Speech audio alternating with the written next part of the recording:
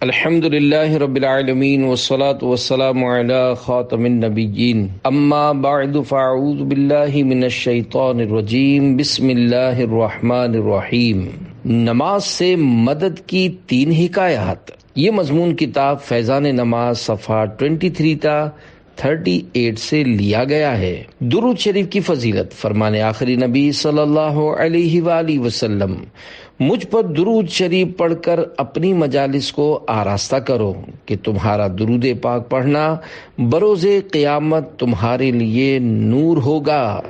صلو علی الحبیب صلی اللہ علی محمد۔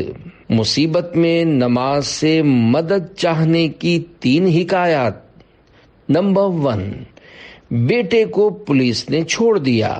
حکایت: حضرت ابو الحسن سری سقطی رحمۃ اللہ علیہ کی خدمت بابرکت میں آپ کی پڑوسن نے حاضر ہو کر عرض کی: اے ابو الحسن، رات میرے بیٹے کو سپاہی پکڑ کر لے گئے ہیں، شاید وہ اسے تکلیف پہنچائیں، برائے کرم میرے بیٹے کی سفارش فرما دیجئے یا کسی کو میرے ساتھ بھیج دیجئے۔ پڑوسن کی فریاد سن کر آپ کھڑے ہو کر خشوع و خضوع کے ساتھ نماز میں مشغول ہو گئے۔ جب کافی دیر ہو گئی تو اس عورت نے کہا: اے ابو الحسن، جلدی کیجئے، کہیں ایسا نہ ہو کہ حاکم میرے بیٹے کو قید میں ڈال دے۔ آپ نماز میں مشغول رہے، پھر سلام پھیرنے کے بعد فرمایا: اے اللہ پاک کی بندی، میں تیرا معاملہ ہی تو حل کر رہا ہوں۔ ابھی یہ گفتگو ہو رہی تھی کہ اس پڑوسن کی خادمہ آئی اور کہنے لگی: بی بی جی گھر چلیے، آپ کا بیٹا گھر آ گیا ہے۔ یہ سن کر وہ پڑوسن بہت خوش ہوئی اور آپ کو دعائیں دیتی ہوئی وہاں سے رخصت ہو گئی۔ اللہ رب العزت کی ان پر رحمت ہو اور ان کے صدقے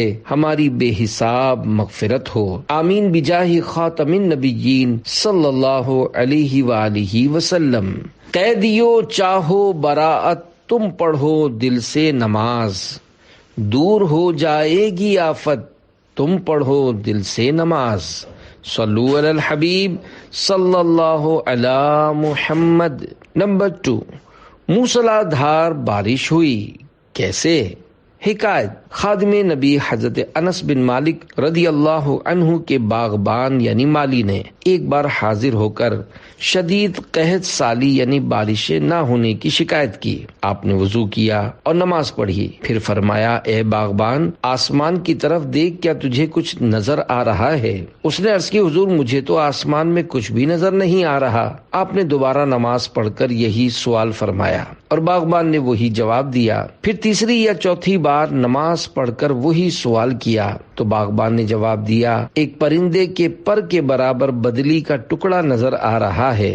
آپ نماز و دعا میں برابر مشغول رہے، یہاں تک کہ آسمان میں ہر طرف ابر یعنی بادل چھا گیا اور موسلادھار بارش ہوئی۔ حضرت انس بن مالک رضی اللہ عنہ نے باغبان کو حکم دیا: گھوڑے پر سوار ہو کر دیکھو کہ بارش کہاں تک پہنچی ہے۔ اس نے چاروں طرف گھوڑا دوڑا کر دیکھا اور آ کر کہا کہ یہ بارش مسیرین اور غضبان کے محلوں سے آگے نہیں بڑھی۔ اللہ رب العزت کی ان سب پر رحمت ہو اور ان کے صدقے ہماری بے حساب مغفرت ہو، آمین بجاہ خاتم النبیین صلی اللہ علیہ وآلہ وسلم۔ ابر رحمت جھوم کر برسے گا، ہو جائے گی دور، قحط سالی کی مصیبت، تم پڑھو دل سے نماز۔ صلو علی الحبیب صلی اللہ علی محمد۔ نمبر 3، چشمہ جاری ہو گیا۔ حکایت: حضرت عقبہ بن نافع فہری رحمت اللہ علیہ کا لشکر افریقہ کے جہادوں میں ایک بار کسی ایسے مقام پر پہنچ گیا جہاں پانی کا دور دور تک نام و نشان نہیں تھا اور اسلامی لشکر شدت پیاس سے بےتاب ہو گیا۔ حضرت عقبہ بن نافع فہری رحمت اللہ علیہ نے 2 رکعت نماز پڑھ کر دعا کے لیے ہاتھ اٹھا دیے۔ ابھی دعا ختم بھی نہیں ہوئی تھی کہ آپ کا گھوڑا اپنے سم یعنی پاؤں سے زمین کریدنے لگا۔ آپ نے اٹھ کر دیکھا تو مٹی ہٹ چکی تھی اور ایک پتھر نظر آ رہا تھا۔ آپ نے جیسے ہی پتھر ہٹایا، ایک دم اس کے نیچے سے پانی کا چشمہ ابلنے لگا اور اس قدر پانی نکلا کہ سارا لشکر سیراب ہو گیا۔ تمام جانوروں نے بھی خوب پانی پیا اور لشکریوں نے اپنی اپنی مشکوں میں بھی بھر لیا۔ پھر اس چشمے کو بہتا چھوڑ کر لشکر آگے روانہ ہو گیا۔ اللہ رب العزت کی ان سب پر رحمت ہو اور ان کے صدقے ہماری بے حساب مغفرت ہو، آمین بجاہ خاتم النبیین صلی اللہ علیہ وآلہ وسلم۔ قطع بے آب ہو، بے چین ہو، بے تاب ہو، پیاس کی ہو دور شدت، تم پڑھو دل سے نماز۔ صلو علی الحبیب صلی اللہ علی محمد۔ ہمیں نماز سے راحت پہنچاؤ اے عاشقان نماز۔ جب کوئی مصیبت آ جائے یا بلا نازل ہو یا کوئی نازک معاملہ درپیش ہو تو فوراً نماز کا سہارا لے لینا چاہیے۔ ہمارے پیارے آقا صلی اللہ علیہ وآلہ وسلم اہم معاملہ پیش آنے پر نماز میں مشغول ہو جاتے تھے، کیونکہ نماز تمام اذکار و دعاؤں کی جامع یعنی پورا کرنے والی ہے۔ اس کی برکت سے رنج و غم سے راحت ملتی ہے۔ یہی وجہ ہے کہ مدینے کے تاجدار صلی اللہ علیہ وآلہ وسلم حضرت بلال رضی اللہ عنہ سے فرماتے، اے بلال ہمیں نماز سے راحت پہنچاؤ، یعنی اے بلال اذان دو تاکہ ہم نماز میں مشغول ہوں اور ہمیں راحت ملے۔ حضرت عبداللہ بن مسعود رضی اللہ عنہ فرماتے ہیں، جب تم آسمان سے کوئی گڑ گڑاہٹ وغیرہ کی ڈراؤنی آواز سنو تو نماز کی طرف متوجہ ہو جاؤ۔ مبسوط میں ہے، جب تاریکی یعنی اندھیرا چھا جائے یا شدید ہوائیں چلنے لگیں تو اس وقت نماز پڑھنا بہتر ہے۔ حضرت عبداللہ بن عباس رضی اللہ عنہ کے بارے میں منقول ہے کہ بصرہ میں زلزلہ آیا تو آپ رضی اللہ عنہ نے نماز پڑھی۔ 2 رکعت نماز مستحب ہونے کے بعض مواقع۔ حضرت علامہ مولانا مفتی محمد امجد علی اعظمی رحمۃ اللہ علیہ فرماتے ہیں، تیز آندھی آئے یا دن میں سخت تاریکی یعنی اندھیرا چھا جائے یا رات میں خوفناک روشنی ہو یا لگاتار کثرت سے مینہ یعنی بارش برسے یا بکثرت اولے ہیل پڑیں یا آسمان سرخ ہو جائے یا بجلیاں گریں یا بکثرت تارے ٹوٹیں یا طاعون وغیرہ وبا پھیلے یا زلزلے آئیں یا دشمن کا خوف ہو یا اور کوئی دہشت ناک امر یعنی خوفناک معاملہ پایا جائے، ان سب کے لیے 2 رکعت نماز مستحب ہے۔ تحریر کے دوران جب زلزلہ آیا، حکایت امام فخر الدین رازی رحمۃ اللہ علیہ فرماتے ہیں، آج صبح پہلی محرم الحرام 602 ہجری کو میں اس کتاب یعنی تفسیر کبیر کے اوراق پیجز لکھ رہا تھا کہ اچانک زلزلے کے جھٹکے آئے اور زوردار آواز آئی۔ میں نے لوگوں کو دیکھا کہ وہ چیخ چیخ کر اور گڑ گڑا کر دعائیں مانگ رہے تھے۔ پھر جب زمین پرسکون ہو گئی، خوشگوار ہوا چلنے لگی اور حالات معمول پر آ گئے تو لوگ پھر اپنی حرکتوں کی طرف لوٹ گئے اور اسی طرح فضول اور بیہودہ کاموں میں مشغول ہو گئے اور بھول گئے کہ ابھی وہ تھوڑی دیر پہلے چیخو پکار کر رہے تھے، اللہ پاک کے نام کی دہائی دے رہے تھے اور اس سے گڑ گڑا کر دعائیں کر رہے تھے۔ بندہ مصیبت میں رب کو پکارتا اور پارہ 23 سورۃ الزمر کی آیت نمبر 8 میں ارشاد ہوتا ہے، وَإِذَا مَسَّ الْإِنسَانَ ضُرٌّ دَعَا رَبَّهُ مُنِيبًا إِلَيْهِ ثُمَّ إِذَا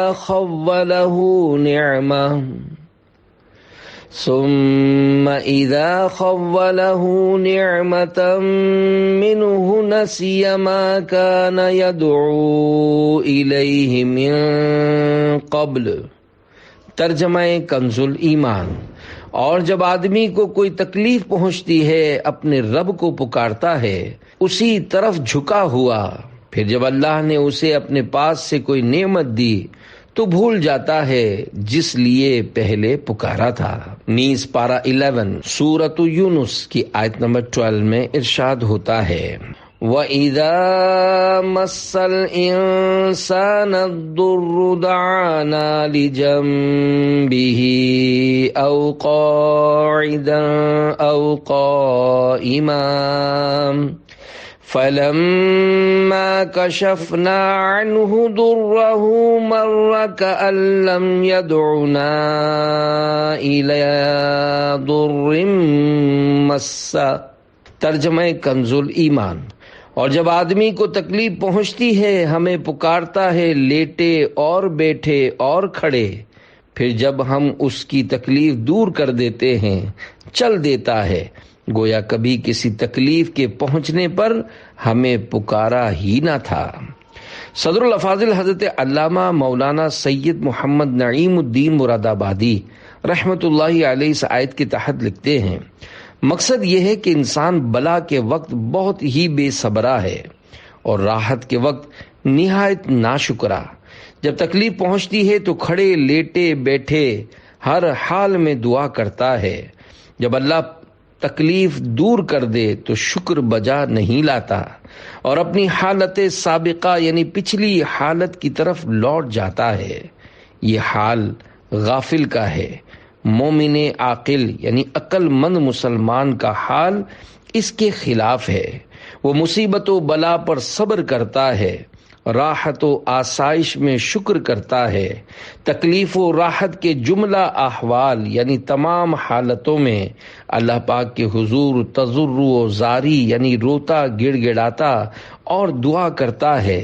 اور ایک مقام اس سے بھی اعلیٰ ہے جو مومنوں میں بھی مخصوص بندوں کو حاصل ہے کہ جب کوئی مصیبت و بلا آتی ہے اس پر صبر کرتے ہیں، قضاء الہی پر دل سے راضی رہتے ہیں اور جمیع احوال پر یعنی تمام حالتوں میں شکر کرتے ہیں۔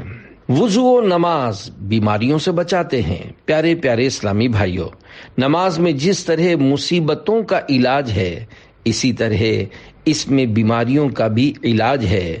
خود طبیبوں کا اعتراف ہے کہ وضو کرنے والا شخص دماغی امراض میں بہت کم مبتلا ہوتا ہے۔ نمازی جنون یعنی پاگل پن اور تلی اسپلین کی بیماریوں سے اکثر محفوظ رہتا ہے۔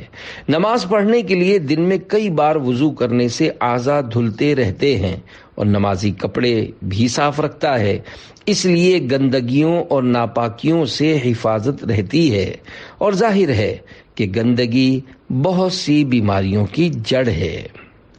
نماز میں شفا ہے۔ حضرت ابو ہریرہ رضی اللہ عنہ بیان کرتے ہیں کہ ایک بار میں نماز پڑھ کر سرکار مدینہ صلی اللہ علیہ وآلہ وسلم کے پاس بیٹھ گیا۔ آپ صلی اللہ علیہ وآلہ وسلم نے فرمایا، کیا تجھے پیٹ میں درد ہے؟ میں نے عرض کی جی ہاں۔ فرمایا، قم فصلی فإن فی الصلاۃ شفاء، یعنی اٹھو اور نماز پڑھو کیونکہ نماز میں شفا ہے۔ بے عدد امراض سے محفوظ رکھے گی تمہیں، حق سے دلوائے گی صحت، تم پڑھو دل سے نماز۔ صلو علی الحبیب صلی اللہ علی محمد۔ نماز سے ملنے والی جسمانی و روحانی بیماریوں سے شفا وغیرہ کے متعلق 21 مدنی پھول۔ ابتدائی 6 مدنی پھول۔ ابن ماجہ حاشیہ سندھی جلد 4 صفحہ 98 سے، اور بقیہ فیض القدیر جلد 4 صفحہ 689 سے پیش کیے گئے ہیں۔ نمبر 1، نماز دل، معدہ اور آنتوں وغیرہ کے مرض میں شفا دیتی ہے۔ نمبر 2، نماز درد و غم کا احساس بھلا دیتی یا کم کر دیتی ہے۔ نمبر 3، نماز میں بہترین ورزش ہے کہ اس کے قیام میں رکوع اور سجدے وغیرہ کرنے سے بدن کے اکثر جوڑ یعنی جوائنٹس حرکت کرتے ہیں۔ نمبر 4، نزلہ زکام کے مریض کے لیے طویل یعنی لمبا سجدہ نہایت مفید ہے۔ نمبر 5، سجدے سے بند ناک کھلتی ہے۔ نمبر 6، آنتوں میں جمع ہونے والے غیر ضروری مواد کو حرکت دے کر نکالنے میں سجدہ کافی مددگار ثابت ہوتا ہے۔ نمبر 7، نماز سے ذہن صاف ہوتا اور غصے کی آگ بجھ جاتی ہے۔ نمبر 8، نماز رزق دلاتی۔ 9، صحت کی حفاظت کرتی۔ 10، اذیت یعنی تکلیف دور کرتی۔ 11، بیماری بھگاتی۔ 12، دل کی قوت بڑھاتی۔ 13، فرحت یعنی خوشی کا سامان بنتی۔ 14، سستی دور کرتی۔ 15، شرح صدر کرتی یعنی سینہ کھولتی۔ 16، روح کو غذا فراہم کرتی۔ 17، دل منور یعنی روشن کرتی۔ 18، چہرہ چمکاتی۔ 19، برکت لاتی۔ 20، خدائے رحمان سے قریب پہنچاتی۔ اور 21، شیطان کو دور بھگاتی ہے۔ یہ فوائد اسی صورت میں حاصل ہو سکتے ہیں جب نماز اطمینان سے درست طریقے پر ادا کی جائے۔ دور ہوں بیماریاں، بیکاریاں، ناکامیاں، دل میں داخل ہو مسرت، تم پڑھو دل سے نماز۔ صلو علی الحبیب صلی اللہ علی محمد۔ کس نبی نے کون سی نماز ادا فرمائی؟ بعض انبیاء کرام علیہ السلام نے مختلف اوقات کی نمازیں جدا جدا مواقع پر ادا فرمائیں۔ اللہ پاک نے اپنے ان پیاروں کی پیاری پیاری اداؤں کو ہم غلامان مصطفیٰ صلی اللہ علیہ وآلہ وسلم پر فرض کر دیا۔ چنانچہ اعلیٰ حضرت امام احمد رضا خان رحمۃ اللہ علیہ نے چند روایات بیان کرنے کے بعد جس روایت کو بہتر قرار دیا اس کے مطابق نماز فجر حضرت آدم، نماز ظہر حضرت داود، نماز عصر حضرت سلیمان، نماز مغرب حضرت یعقوب اور نماز عشاء حضرت یونس علیہ السلام نے سب سے پہلے ادا فرمائیں۔ صبح ہونے کا شکرانہ فتاوی شامی میں ہے، حضرت آدم صفی اللہ علیہ السلام نے صبح ہونے کے شکریہ میں 2 رکعتیں سب سے پہلے ادا کیں تو یہ نماز فجر ہو گئی۔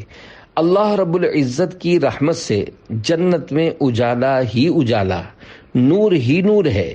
جب حضرت آدم علیہ السلام نے اپنے مبارک قدموں سے زمین کو نوازا تو شب دیکھی، اور پھر صبح آئی تو خوش ہو گئے اور شکرانے میں نماز فجر ادا کی۔ 5 نمازیں امت مصطفیٰ کو دی گئیں۔ مفتی احمد یار خان رحمۃ اللہ علیہ فرماتے ہیں، اور امتوں کو نماز پنجگانہ یعنی 5 وقت کی نمازیں نہیں ملیں، یہ اس امت کی خصوصیت ہے، یعنی امت مصطفیٰ کو ملی ہیں۔ ہاں، یہ نمازیں علیحدہ علیحدہ انبیاء کرام علیہ السلام نے ادا کیں۔ نماز اور ماتحتوں کا خیال رکھو۔ ام المومنین حضرت ام سلمہ رضی اللہ عنہا بیان فرماتی ہیں کہ نبی کریم صلی اللہ علیہ وآلہ وسلم اپنے مرض وصال یعنی جس بیماری میں ظاہری وفات شریف ہوئی اس میں فرماتے تھے، نماز کو پابندی سے ادا کرتے رہو اور اپنے غلاموں کا خیال رکھو۔ مصطفیٰ جان رحمت صلی اللہ علیہ وآلہ وسلم کی آخری وصیت۔ حضرت علامہ مولانا مفتی احمد یار خان رحمت اللہ علیہ اس حدیث پاک کے تحت فرماتے ہیں، یعنی نماز کی پابندی و حفاظت کرو، مرتے دم تک نہ چھوڑو۔ معلوم ہوا کہ نماز بڑا ہی اہم فریضہ ہے کہ حضور صلی اللہ علیہ وآلہ وسلم نے خصوصیت سے اس کی وصیت فرمائی۔ سعادت مند اولاد باپ کی وصیت سختی سے پوری کرتی ہے۔ سعادت مند امتی وہ ہے جو حضور صلی اللہ علیہ وآلہ وسلم کی اس وصیت پر سختی سے پابندی کرے۔ اللہ پاک توفیق دے۔ صلو علی الحبیب صلی اللہ علی محمد۔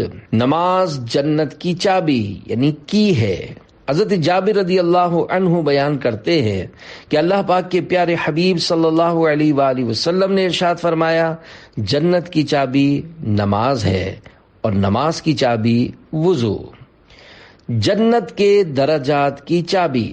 حضرت مفتی احمد یار خان رحمت اللہ علیہ اس حدیث پاک کے تحت لکھتے ہیں، یعنی جنت کے درجات رینکس کی چابی نماز ہے، لہذا یہ حدیث اس کے خلاف نہیں کہ جنت کی چابی کلمہ طیبہ ہے، کہ اس سے مراد وہاں نفس جنت یعنی خود جنت ہی کی چابی مراد ہے۔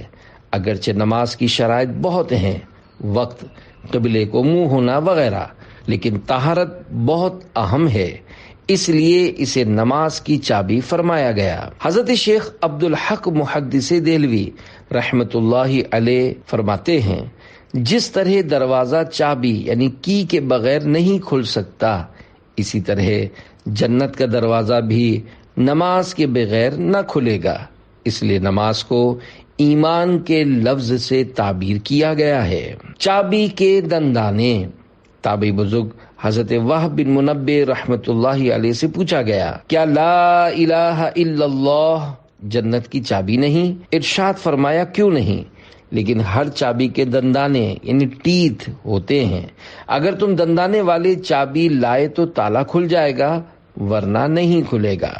صحابی ابن صحابی حضرت عبداللہ بن عباس رضی اللہ عنہما سے جب تابعی بزرگ حضرت وہب بن منبہ رحمت اللہ علیہ کی یہ بات ذکر کی گئی تو آپ نے ارشاد فرمایا، وہب نے سچ کہا، کیا میں تمہیں ان دندانوں کے بارے میں نہ بتاؤں کہ وہ کیا ہیں؟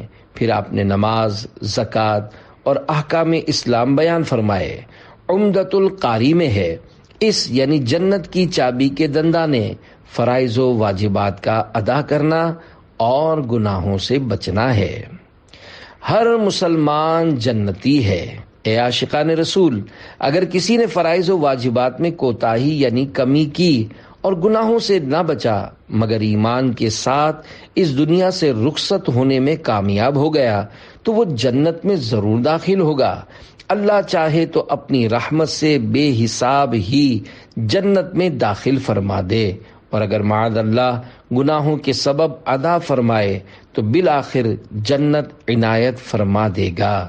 مگر ہم جہنم سے پناہ مانگتے ہیں، خدا کی قسم ایک لمحے کا کروڑواں حصہ بھی کوئی جہنم کا عذاب برداشت نہیں کر سکتا۔ کہیں کا آہ گناہوں نے اب نہیں چھوڑا، عذاب نار سے عطار کو بچا یا رب۔ صلو علی الحبیب صلی اللہ علی محمد۔ وضو میں کی جانے والی بعض غلطیاں نیز حدیث پاک کے حصے نماز کی چابی وضو ہے سے وضو کی اہمیت کا اندازہ لگایا جا سکتا ہے۔ وضو توجہ سے کرنا چاہیے تاکہ اس کا کوئی فرض بلکہ سنت بھی نہ رہ جائے۔ دیکھیے نا، اگر کوئی صرف 250 گرام دودھ بھی گرم کرنے کے لیے چولہے پر رکھتا ہے تو چوکنا رہتا ہے، کیونکہ وہ جانتا ہے کہ اگر میں نے غفلت کی تو دودھ ابل کر ضائع ہو سکتا ہے۔ معمولی سے نقصان سے بچنے کے لیے تو انسان برابر دھیان رکھتا ہے، مگر افسوس آج کل جلد بازی اور غفلت کے سبب اکثر لوگ وضو کی سنتوں کا کوئی خیال نہیں رکھتے، بلکہ بعض اوقات تو فرائض کی بھی پرواہ نہیں کرتے۔ مثال کے طور پر کلی میں منہ کے تمام اندرونی حصوں اور دانتوں کی سب کھڑکیوں وغیرہ میں پانی پہنچ جائے اور ناک میں پانی چڑھانے میں نرم بانسے یعنی نرم ہڈی تک پہنچ جائے۔ وضو میں اس طرح کلی کرنا اور ناک میں پانی چڑھانا سنت مؤکدہ اور غسل میں فرض ہے، لیکن اکثر لوگوں کو دیکھا گیا ہے کہ کلی میں جلدی 3 بار پچ کر لیتے ہیں یا ناک کی نوک پر 3 بار پانی لگا لیتے ہیں۔ وضو میں 1 آدھ بار ایسا کرنا برا اور اس کی عادت بنانا گناہ ہے، اور اگر غسل میں ایسا کیا تو غسل ہوا ہی نہیں۔ یعنی دونوں ہاتھ کوہنیوں تک اس طرح دھونے چاہیے کہ پانی کی دھار کوہنی تک برابر بہتی چلی جائے، لیکن ایک تعداد ایسی بھی ہے جو چلو میں پانی لے کر پہنچے یعنی کلائی سے 3 بار چھوڑ دیتی ہے۔ اس طرح دھونے سے کوہنی بلکہ کلائی کی کروٹوں پر پانی نہ بہنے کا امکان رہتا ہے۔ یوں ہی یہ لحاظ بھی ضروری ہے کہ ایک رونگٹا بھی یعنی وہ چھوٹے چھوٹے نرم بال جو انسان کے بدن پر ہوتے ہیں وہ بھی خشک نہ رہے۔ اگر پانی کسی بال کی جڑ کو تر کرتا ہوا بہہ گیا اور بالائی یعنی بال کا اوپری حصہ خشک رہ گیا تو وضو نہ ہوگا۔ غور کیجئے، وضو کی بے احتیاطیاں کتنے بڑے اخروی نقصان کا باعث بنتی ہیں۔ وضو کی ضروری معلومات کے لیے مکتبۃ المدینہ کی کتاب نماز کے احکام میں شامل رسالہ وضو کا طریقہ ضرور پڑھیے۔ اگر ایک اسلامی بھائی بھی کوشش کرے تو پیارے پیارے اسلامی بھائیوں، وضو، غسل و نماز کا درست طریقہ سیکھنے اور دنیا و آخرت کی بہت ساری بھلائیاں سمیٹنے کے لیے دعوت اسلامی کے دینی ماحول سے ہر دم وابستہ رہیے۔ آپ کی ترغیب کے لیے ایک مدنی بہار پیش کی جاتی ہے۔ ڈیرہ اسماعیل خان میں مقیم ایک شخص نے اپنی زندگی کا ایک بہت بڑا حصہ علم دین سے دوری کی وجہ سے گناہوں میں گزار دیا۔ ایک دن قریبی گاؤں کے رہائشی ایک مبلغ دعوت اسلامی ان کے گاؤں میں تشریف لائے۔ انہوں نے بعد عصر علاقائی دورہ کیا، نماز مغرب کے بعد سنتوں بھرا بیان کیا، اور بیان کے آخر میں انہوں نے ہفتہ وار سنتوں بھرے اجتماع میں شرکت کی ترغیب بھی دلائی۔ اس اسلامی بھائی نے اجتماع میں شرکت کی نیت تو کر لی، لیکن دعوت اسلامی کا مدنی مرکز گاؤں سے کافی دور ہونے کی وجہ سے اجتماع میں شریک نہ ہو سکے۔ اگلے ہفتے وہی اسلامی بھائی پھر تشریف لائے، علاقائی دورہ کیا اور بعد مغرب سنتوں بھرا بیان کیا۔ اسی طرح ایک ماہ گزر گیا، لیکن وہ اجتماع میں شرکت نہ کر سکے۔ تیسری بار وہی اسلامی بھائی مدنی قافلے کے ہمراہ گاؤں میں تشریف لائے اور انفرادی کوشش کے ذریعے ان سمیت 3-4 اسلامی بھائیوں کو اجتماع کے لیے تیار کر لیا۔ اس مرتبہ وہ ہفتہ وار سنتوں بھرے اجتماع میں پہنچنے میں کامیاب ہو گئے۔ سنتوں بھرے بیان کے بعد ذکر و دعا کی۔ دوران دعا گریہ و زاری کے رقت انگیز مناظر دیکھ کر انہیں بھی رونا آ گیا۔ اجتماع کی برکات ہاتھوں ہاتھ ظاہر ہوئیں اور انہوں نے یہ عزم مصمم کر لیا کہ انشاءاللہ میں مدنی قافلے میں ضرور سفر کروں گا۔ اگلے ہفتے سنتوں بھرے اجتماع میں وہ اکیلے ہی پہنچ گئے اور اجتماع کے اگلے ہی روز مدنی قافلے کے مسافر بن گئے۔ الحمدللہ مدنی قافلے میں سفر کرنے کی برکت سے ان کی نماز، وضو، غسل میں پائی جانے والی غلطیاں دور ہوئیں اور انہوں نے کئی دعائیں بھی سیکھ لیں۔ انہوں نے گناہوں سے توبہ کر کے اپنے آپ کو مدنی رنگ میں رنگ لیا۔ جب مدنی قافلے سے گھر پلٹے تو سر پر عمامے کا تاج جگمگا رہا تھا۔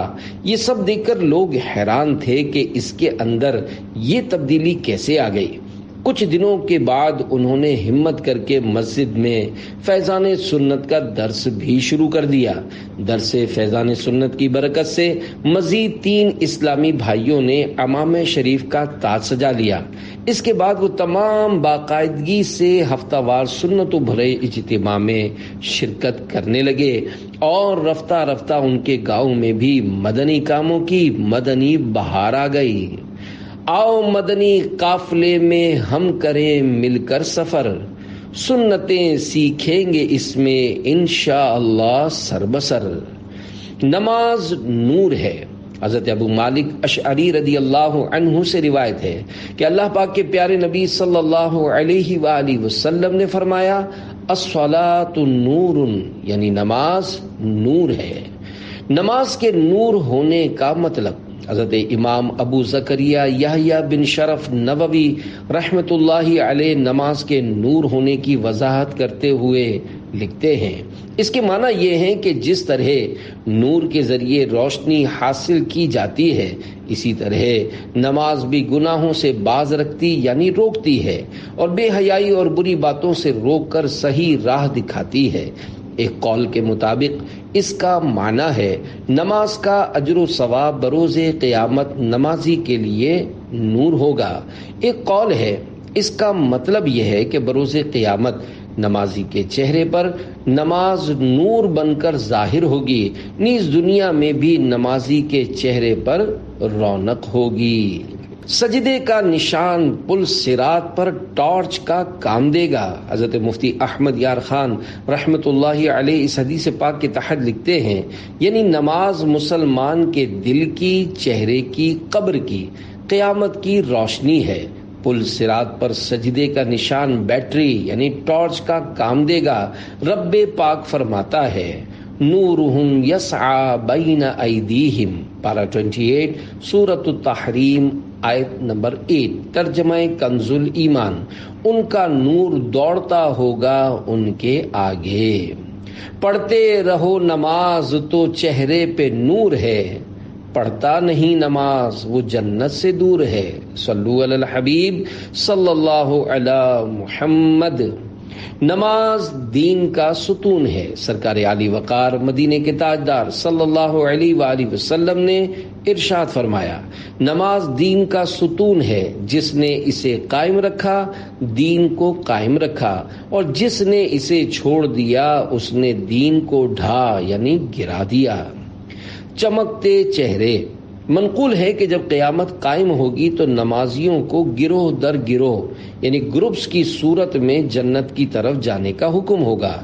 جب پہلا گروہ یعنی گروپ جنت میں داخلے کے لیے لایا جائے گا تو ان کے چہرے ستاروں کی طرح چمکتے دمکتے ہوں گے۔